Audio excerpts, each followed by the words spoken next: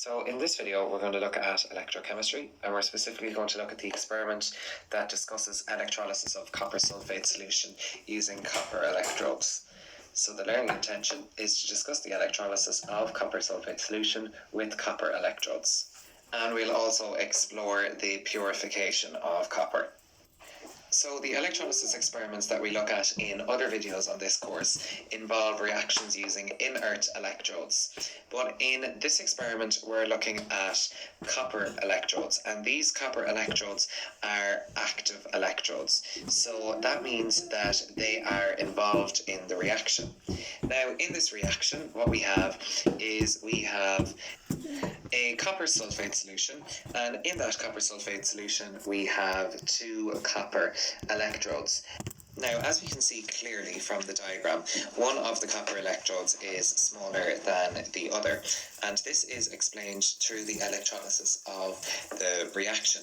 So as the electrolysis proceeds, a fresh coating of copper metal will be deposited onto the copper electrode that is connected to the negative end of the battery. So that means that this copper electrode here is gaining weight gaining mass throughout the electrolysis procedure, and the electrode that is connected to the positive side of the battery is losing weight as the reaction proceeds. So as I said, the negative electrode gains weight throughout this electrolysis experiment, and that is because copper 2+ ions from our copper sulfate solution are attracted to the cathode, or the negative electrode, and each of these copper ions accepts 2 electrons to form a copper atom, and that copper atom is then plated onto our negative electrode, which causes it to increase in mass. So we would say that reduction is occurring at the negative electrode because our copper 2+ ions accept 2 electrons to form a copper atom, as indicated by our balanced equation here.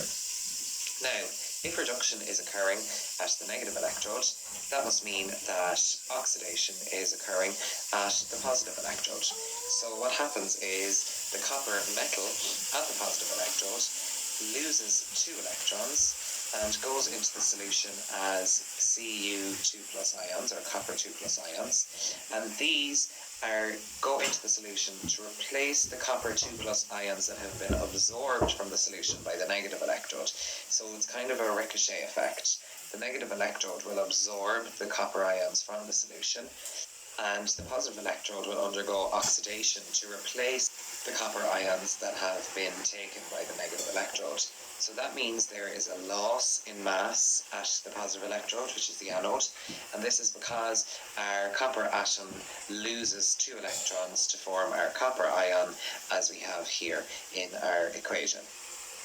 Now you may wonder, well, it's a copper sulfate solution, so why doesn't the sulfate ions take part in the reaction? And as with previous examples of electrolysis, this is because the sulfate ions are too stable. So as we can see from this reaction, it is the copper electrodes that are participating in the reaction, which makes it different to the other electrolysis experiments that are discussed in other videos. So the electrolysis of copper sulfate solution using copper electrodes is actually very commonly used to purify impure copper in the electronics industry. So this industry requires a very high degree of purity because impurities in the copper can often cut down its conductivity.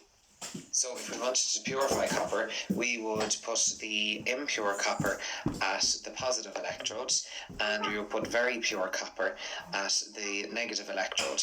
And basically what would happen is, during the electrolysis, the impurities would fall to the bottom of our copper sulfate solution. So this is just a diagram to show you here. We can see that the impure copper is on the positive electrode.